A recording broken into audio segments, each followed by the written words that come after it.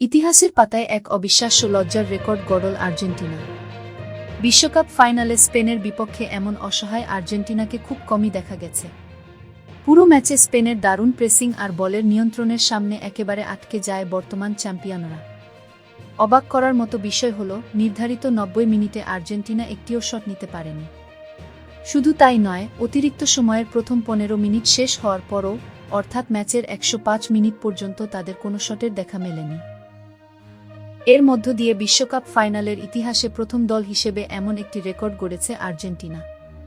এর আগে কোনো দল ফাইনালের ১০৫ মিনিট পর্যন্ত প্রতিপক্ষের গোলমুখে একটি শটও নিতে পারেনি। পুরো ম্যাচে স্পেন ছিল অনেক বেশি সংগঠিত। মাঝমাঠে দখল, দ্রুত প্রেসিং আর শক্ত রক্ষণভাগের কারণে আর্জেন্টিনার আক্রমণ শুরু হওয়ার আগেই বারবার থেমে যায়। লিওনেল স্কালোনির দলের বড় তারকারাও নিজেদের স্বাভাবিক খেলাটা খেলতে পারেননি। আরও একটি পরিসংখ্যান বলছে, ১৯৬৬ সালের পর এই প্রথম কোনো বিশ্বকাপ ম্যাচের প্রথমার্ধে আর্জেন্টিনা শট ছাড়াই মাঠ ছেড়েছে। আর সেই অবস্থার আর কোনো পরিবর্তনই আসেনি পুরো ম্যাচ জুড়ে। ফাইনালের মতো বড় মঞ্চে এমন নিষ্প্রভ পারফরম্যান্স সত্যিই অবাক করেছে ফুটবলপ্রেমীদের।